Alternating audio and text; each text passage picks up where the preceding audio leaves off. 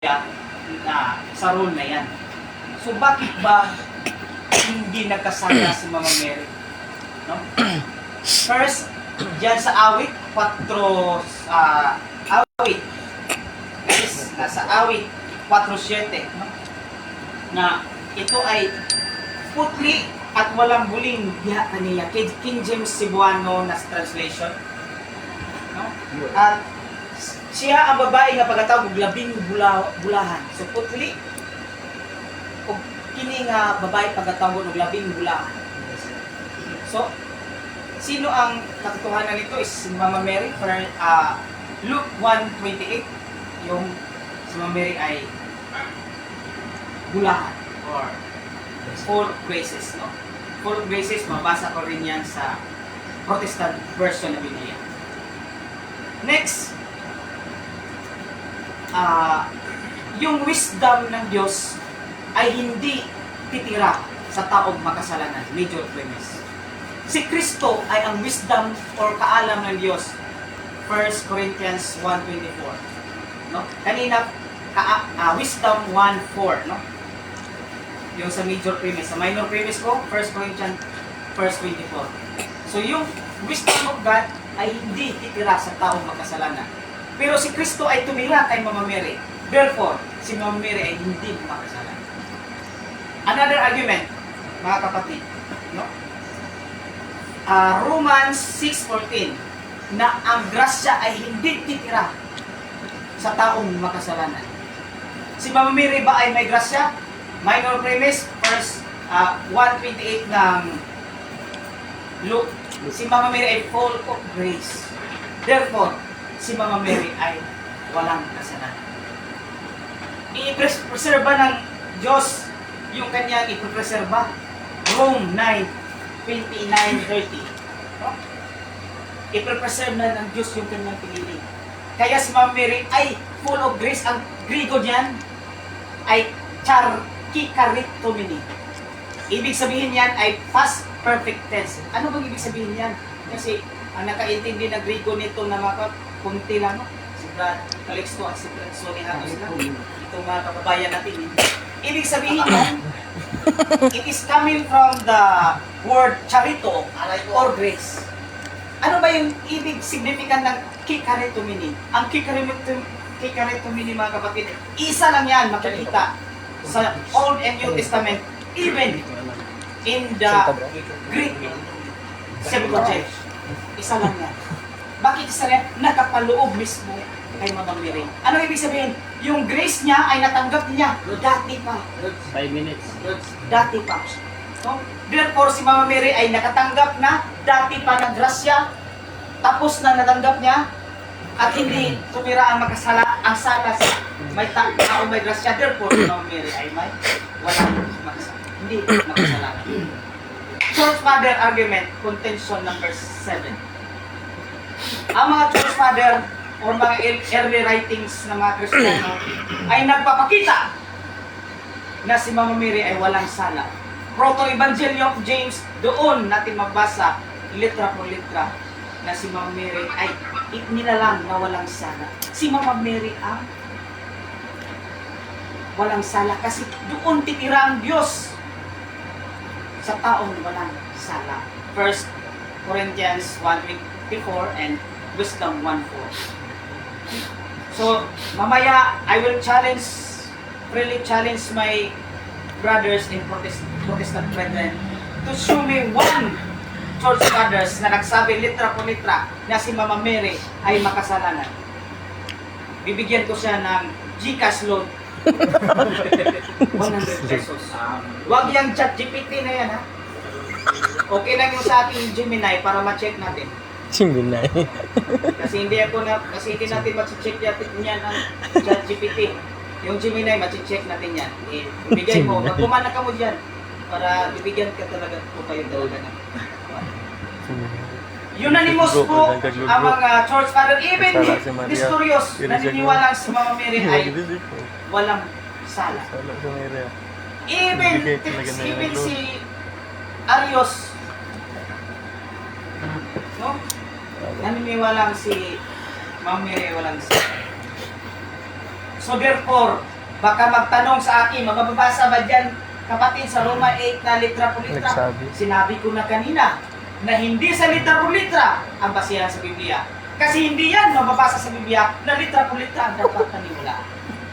Bagkos, sa ating explanation, sa turo ng simbahan, turo ng Church Father, na pinasikat sa ating Official man. standard na Bible at mga turo ng ating Church Father po kasi yan ang mga successors ng mga apostles.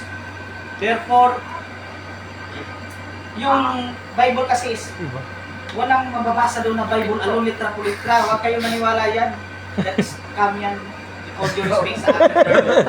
Tawarin niyo po sa aking term pero talagang sorry. Personal na kapatid. Yan talaga. Medyo magawa niyo. Baka tanungin nila ako. Pilay Gcash na yatag sa nasa Okay. Siyempre. Pati naghana naman eh. Sige, pag napatunayan kung mali yan, Orot yung counter ang kwarta Gcash ha. Counter ang Gcash. Orot yung kwarta nila. Yan. Nahurot ng pamasahe. Alam kong ChatGPT yung hinawak-hawakan mo. Mali yan. I will counter that in my Google Gemini na Pero makapagbigay pagkakayan ng sa niya nga mali si ChatGPT. Oh yes, I will prove that na mali yan. Okay, yan. Mali. Hindi na, hindi na. Ito, professional code tong Gemini ko. Ayan. Binayaran ko to. Oh. Para magbigay ng tama at kunti lang mali. Okay? Kasi hindi yan machi-check kung mali yan. Pero ang Gemini, machi-check natin kung mali. Ayun. Okay? Okay. Huwag. Yung una mong tama, Mr. Moderate. Wala pa. Okay, so wala pa. Gcash. Okay, so I will wait kasi Ila. gusto ko nang pahirapan mo, brother Juan. Brother Libre Juan. Ibrahim. Brother Ibrahim. Sige na. Okay, maraming salamat bro, G1 Pasiones for your sa lecture ngayon. Okay, let's give lang yung ating mga questions. So, Isa. okay, bro, please. Kamot. Mr. Attorney, Okay. una pa na ako, igamit din mo kinigrig ko na icharito meaning, ano na literal meaning na who has been graced or highly favored sa theology sa Katoliko. Yep. Nasalit ka ba sa gitawag o root word sa pulong nga charito? Nasalit ka ba na wala? Yes, yes, no? And with qualification, hindi pa na ito nakikinig. Ito bro, I already told the public that the Kikarito meaning was from the root word charito. Mr. Director, objection. Yes, I May already question. Bro, ano to? Ay, kanili ba ni ko moderator? Ano to? Moderator. Ito ay Klaro ka.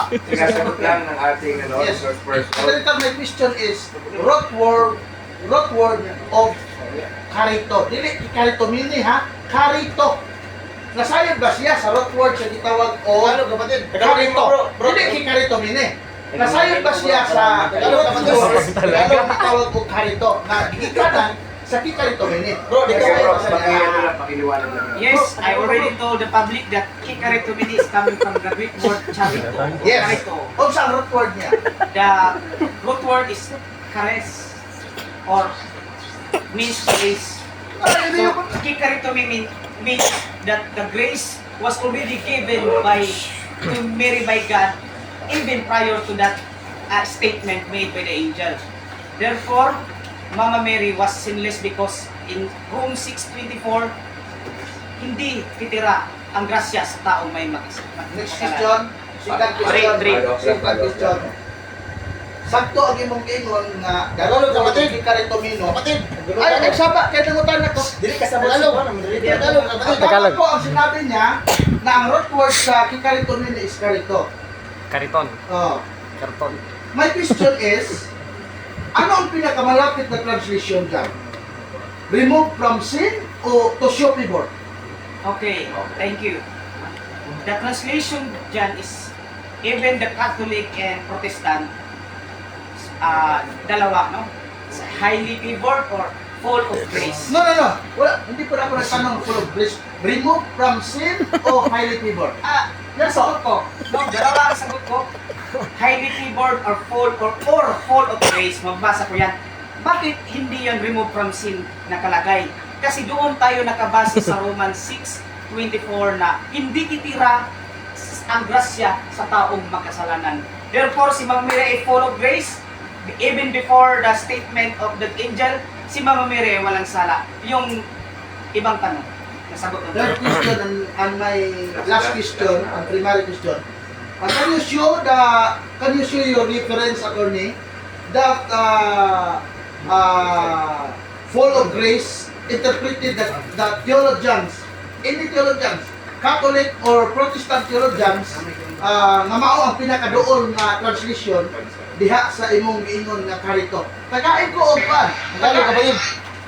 Bigyan mo ako ng Reference. Catholic theologian or Catholic scholar or Protestant scholar na isa ang kanilang interpretasyon na yung mupipor sa imuhang giingon nga full of grace. Kay sa akong hibaw-an, majority ang remove ang majority ni ang kuan kini gitawag og majority ang highly favored dili siya full of grace ang majority na translation. Pinakadool na translation sa karito. Highly favored siya. Kagaya kong mga theologian nga nag-ingon na remove from sin. Even Catholic theologian kagaya ko. Hindi ko sinabing remove from sin ang Full of grace ba? Full of grace. Full of grace, Sorry. full of grace. Tagay ko og Catholic theologian or Protestant theologian nga majority ang ilang translation sa karito sa full of grace. Tagay ko. that not the majority, but some of the Catholic, the old version, we have the Vulgate translation and the Douay Rheims, full of grace. And we have the Evangelical Heritage translation, full of grace, Lutheran version yan. And we have also, I have also Like na. other versions Like na, na like- full of grace Like na na. litra po litra talaga full of grace ang kaniyang Kanima ko lang. Pero yung mga Review modern daw. translation, even Catholic, highly favored, but the Church Father interpreted it as full of grace. Even Saint Jerome, Saint Augustine, and even Martin Luther. Kana? Last question, Mr. Rodrigo. Okay. For favor, last question, please. Can you give me one chance last question? Wala pa. Or my follow-up? 200 likes. Okay, so you are admitted na 200 dili ay majority ang Catholic scholar o Protestant scholar nga ni-translate niya ang full of grace nimo. You are admitted, Like, attorney. Yes, with qualification. Sinabi ko na kanina, dalawang translation Samba na dyan. yan ang mabot Yung 1 highly like. favored at saka full of grace. Full of grace is minimal lang siya, pero even Okay, Catholic and Protestant, unanimous, sila, mayroon na gumamit yan. Pero sa new modern translation, highly favored. But yung highly favored na yan, ay magagamit natin ng grasya na yan, is, ano bang pabor sa kanya? Yung grasya.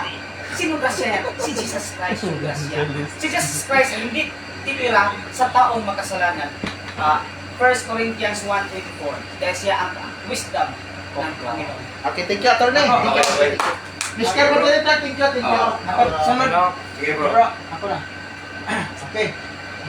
Bro, Attorney. okay, tanong ako, attorney. Panyero. Okay, sabi mo kanina sa statement mo na hindi titira yung grasya sa taong makasalan. For confirmation lang, totoo ba ito? Totoo yan, pero baka ang follow-up mo ay may iba sila Leah, may grasya. Ang grasya nila is kahit tayo may grasya, pero magkasama kasi tayo. Kaya yung Panginoon, yung grasya sa atin ay nawawala. Kailangan natin provision. Diba? So therefore, pag may basa ka dyan na si Leah, may grasya din, siya may walang sala, may time na wala tayong kasalanan. Even tayo, kasi Online? na-erase na yung kasalanan natin. Pero nagkasala naman tayo ulit, Wala. diba? So, wala tayo ng grasya. Confess naman tayo sa Diyos, sa ating confession sa pari. Balik naman sa ating ng grasya. Yan ang ating paniniwala. Therefore, salamat sa tanong. Ngayon, premise pa, hindi yung tanong ha. Okay. Wait, confirmation lang yan, mas sinabi ba niya? Hindi pa yung tanong, ito ang tanong ko. Anong tanong? Sabi mo kanina, hindi kastahan sa taong kasalanan yung grasya, kasi yung grasya ay si Jesus Christ.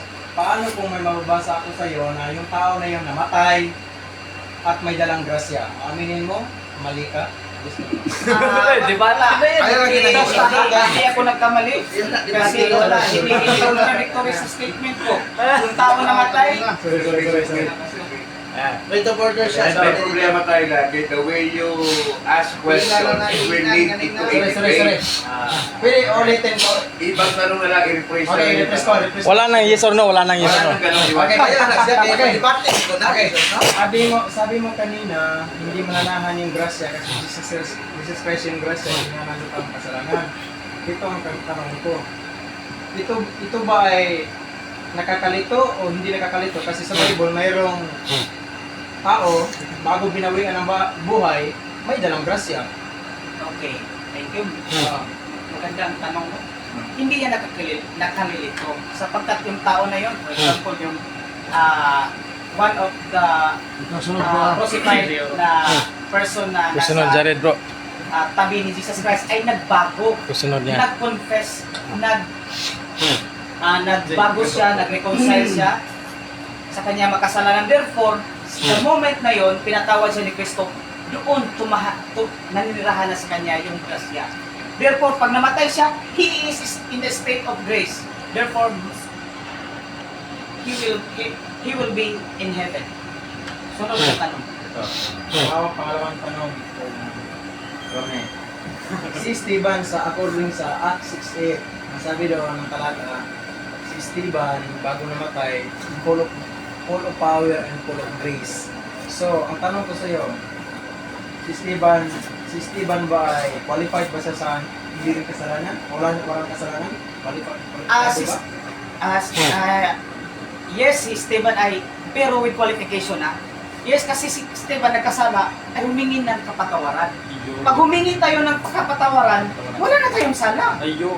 On that moment, ako, pag ikaw pare, for example si Brad, Usbe. binisyonan ako, wala na akong, on that moment, wala akong kasalanan. Nandiyan sa akin ang grasya. Yan ang doktrina na aming simbahan na nakabase sa Biblia. So therefore, si Stephen, he died in the state of grace. Kasi yung mababasa natin na maintindihan, hindi litra po litra, na siya ay kumpisa sa kanyang kasalanan. Last na tanong ko, tatlo lang eh. According sa Romans 12, sabi doon, as one by one, man, sin entered to the world, and death by sin at passed upon all men, that for all men sin. Tanong ko, kasali ba doon si Maria? O hindi? Okay, in every general rule there is an exception. Exception dyan is Jesus Christ, namatay rin. Walang sala, no? First Peter, no? Si Mama Mary rin, namatay, pero walang sala kasi she was already preserved as provided in 1:28 ng Luke. Karitomini, past participle. Yung grasya sa kanya, ibinigay na. Therefore, na-preserve na siya. Kaya hindi naninirahan sa kanya yung sala. So, kung paano ito last, yung sa Romans 5:12, hindi kasali si Maria doon. Yes, Period. hindi. May exception sa rule. Okay, next. Ako. Sige, Short ko Sige, sir. Sige. Sunod ako. Ako ang attorney. Pumuntahan na ganina. Okay. Ano Ano ko lang po ito, i-clarify ko lang. Walang yes or no bro ha, ang tanong. Yes or no.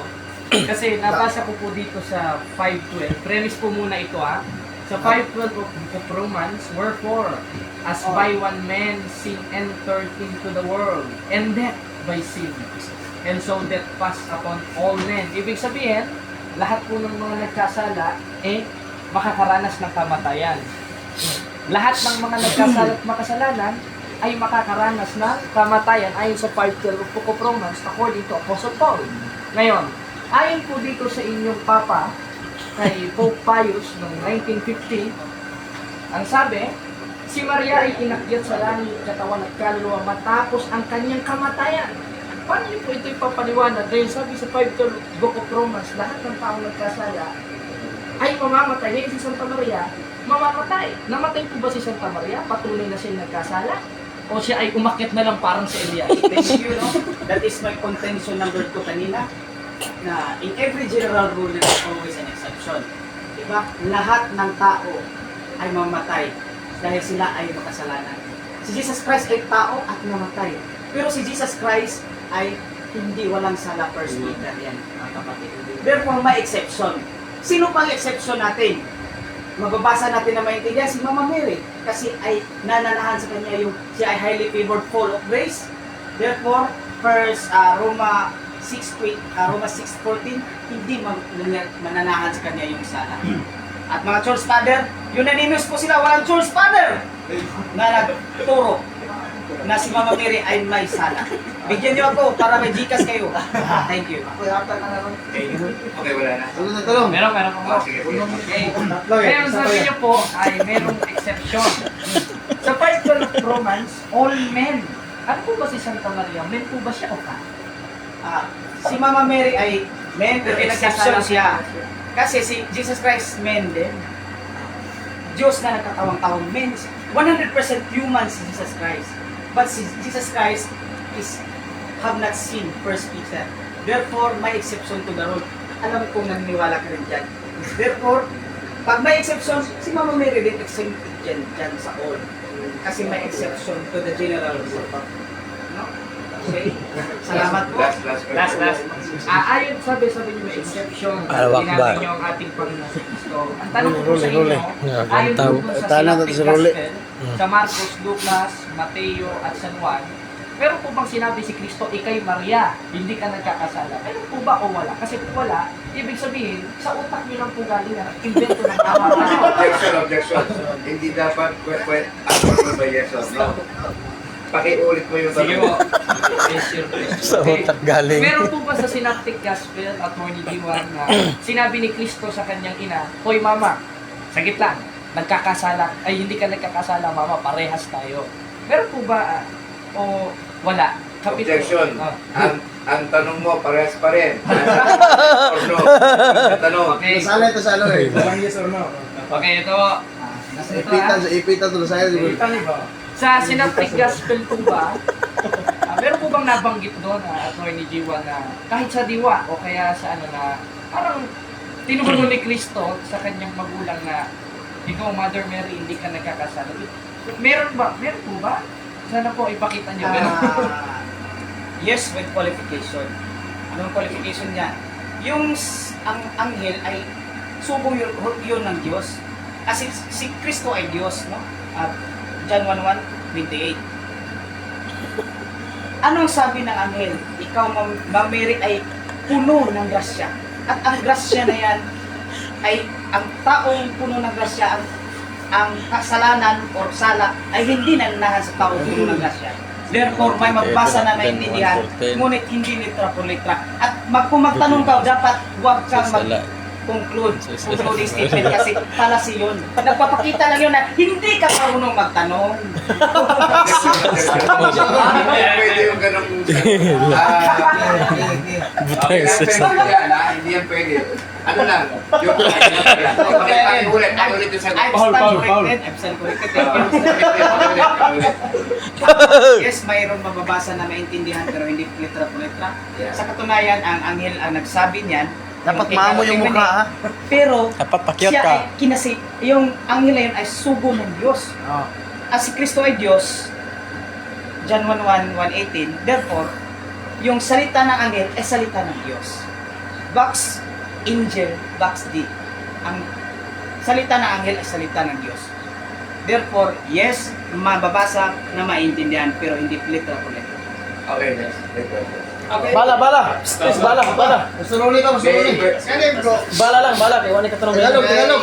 Kapatid, ito bro. Sa Romans 3:23, nagkasala ang lahat at na kabsan sa imay. Adi, Tagalog ka. Tagalog eh. Kami rin mag-isod, ikaw dili. Bakit ano yung ano? Bakit Ano? bakit si Mama Mary? Ano? Bakit ano yung Ano siya? Ano? Ano?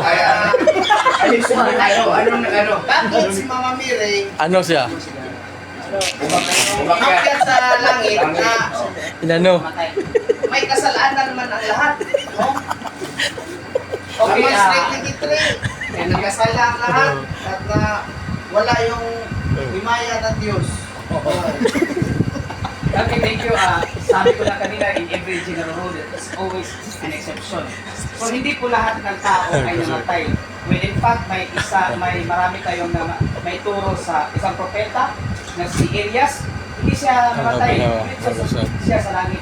So, Enoch, Enoch. So therefore, si Enoch is exception to the rules of Romans 3. Pero may sala rin si Enoch, pero hindi siya namatay, exception siya doon. Si Kristo, namatay pero walang sala, exception din siya. May exception pa kasi namatay pero walang sala kasi si Kristo si Kristo ang grasya nananahan sa kanya. At ang sala ay hindi titira sa taong makasalanan. Amen. Hallelujah. Meron pang dalawa, go. Bakit? Sino ba yung na nagsasabi na si Mama Mary umakyat sa langit at hindi namamatay? At kailan yan? Pizza, taon. Kailan yan? Yung Pope, siya lang yung nag-define sa matagal ng turo ng simbahan. So, mabuti sa mga kapatid. church father. Si Pope, nakalimutan ko na. Nakalimutan ko na sinong Pope yun. But that Pope only define the already established doctrine by which is can be implicitly Pius. in the Bible and Pius. explicitly set forth by the church fathers. Okay. Okay, last question. Sige, sige, sige. Okay. Magandang hapon po sa ating lahat, sa ating mga kababayan na dito. Alam ko na tayo po ay galing sa Pilipino. mga sekta at ngayon Diba? may panahon tayo magtanong sa isang tao na nagsasalita tungkol sa Immaculate Conception ng ating mahal na ina. Tanong po, Brother Jiwan, ano ba yung Carlo Balinas. pinagsimulan sa salitang Dire. Safety na. ah, Immaculate Conception? Ang ibig sabihin ng Immaculate Conception ay nilalang na walang sala. Si Mama Mary ay nilalang na walang sala sa kanyang ina. Proto-Evangelion of St. James, hindi siya kasali sa Biblia, pero na-circulate at binabasa ng ating early church. Doon, sinabi doon na si Joaquin at si Santa Ana ay naglalang kay Mama Mary at doon nag-preserve si Mama Mary dahil si Mama Mary ay predestined na para ilalang si Jesus Christ. At doon mababasa natin yung na maintindihan yung Immaculate Conception. Okay. Pangalawang tanong po, sino bang sasabi sa mga forefathers natin na si Mama Mary ay tawagin ng Immaculate Conception? Marami. We have St. Jerome, St. Augustine, we have Origen, Tertullian, at marami pang iba. Walang church father na nagsabing si Mama Mary letra po letra ay may sala. Meron ako mababasa, Brother Jiwan, Letra po letra. na si Sige. may church father na nagsasalita na Sino si May kasalanan siya. may kasalanan si Sino? Maria, Sino? pero Tanungin mo, Pastor. Pero hindi ko maklaro. Exposition of the Gospel of Luke, Book 2, page 26 to 27. Sabi nito, Sino ang church father na yan? Si St. Ambrose. St. Ambrose. Ito na, ako. Sige. Sa'yo mo na. With qualification. Okay. Baka pinutol mo lang yung note na yung note na yung yung lock na si Simeon. Prophesy si Simeon. Ano yan? St. Ambrose of Milan, source, exposition of the Gospel of Luke, Book 2, page 26 to 27, on Luke 2 verse 35, quoted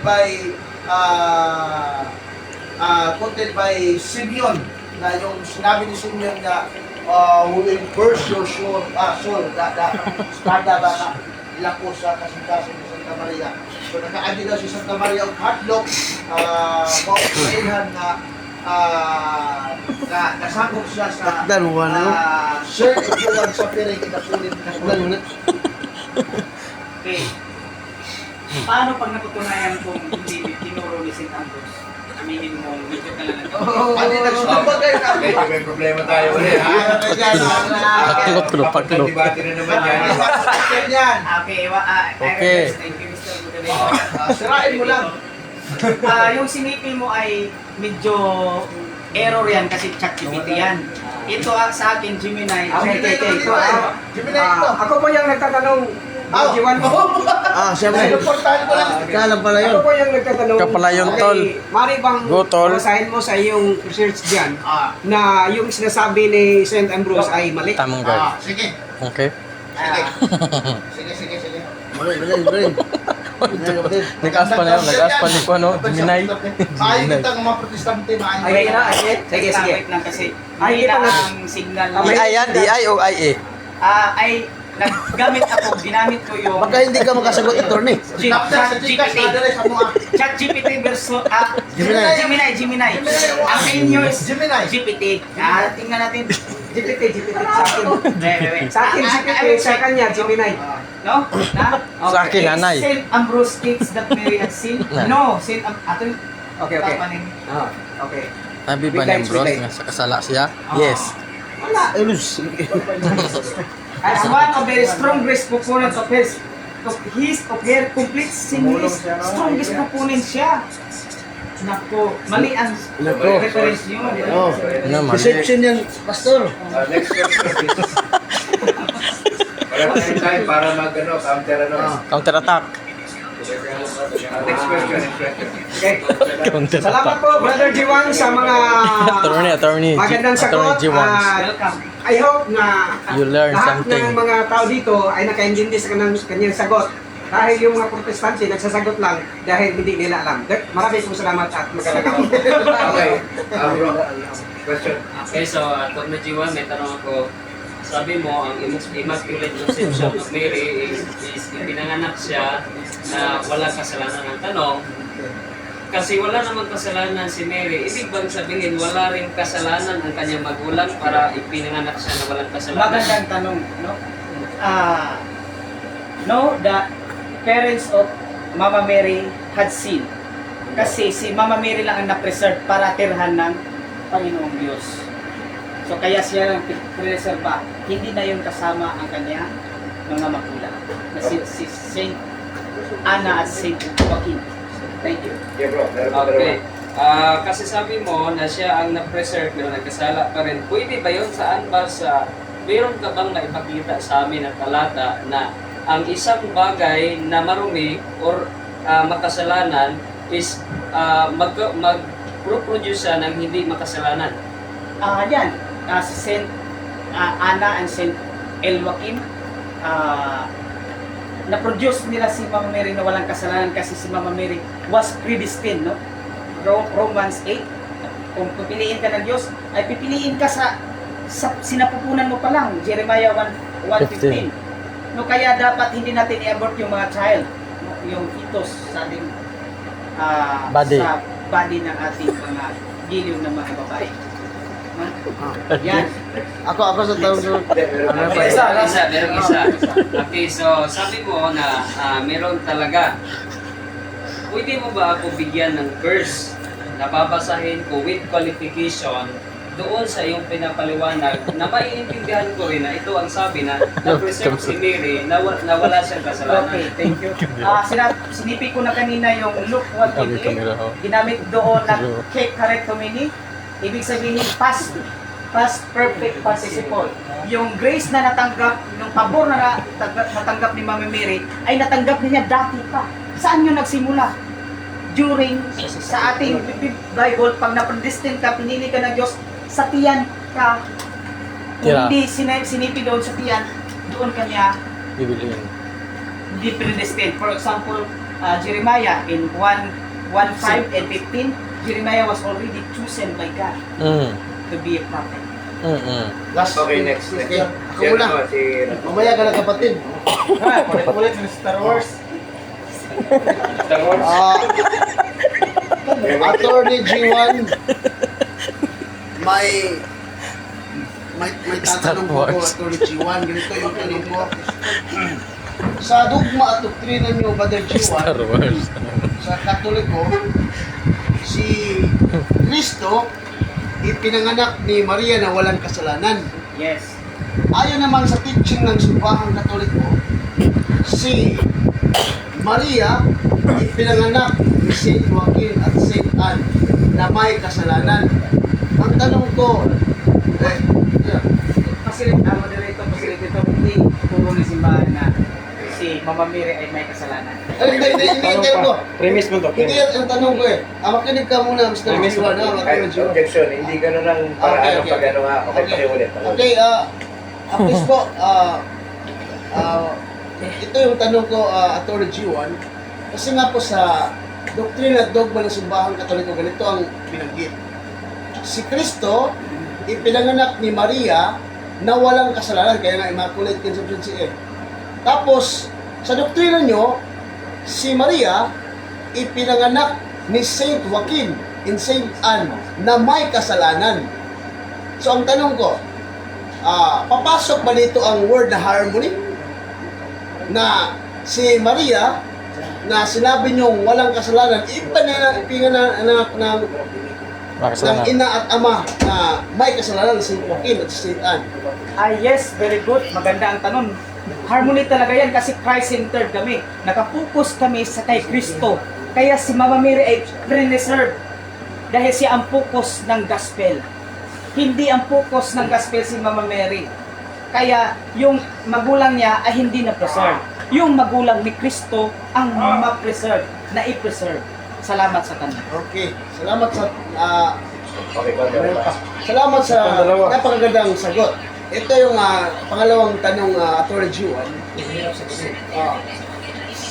Sabi mo na si Kristo yung i-preserve, centered. Si Kristo ipinanganak ni Maria ninyo na walang bahid ng kasalanan. Yan eh.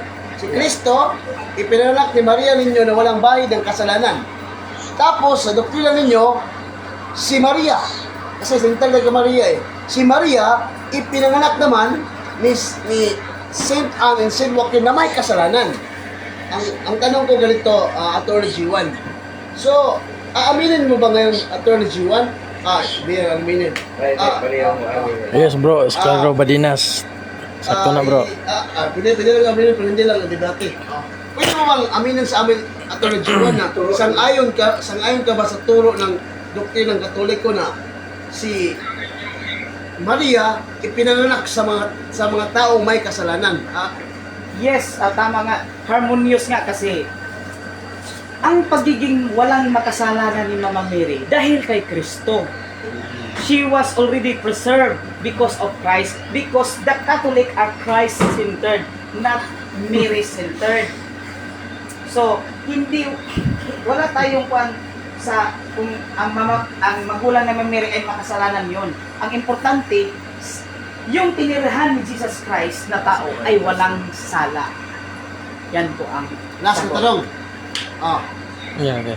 Sa doktrina ng Simbahang Katoliko, si Maria ay walang bahid ng kasalanan kasi nga ang nag-anak sa kanya nakatanggap ng preventive Grace. salvation. No? mali po yan. Hindi. Preventive redemption. Yan po.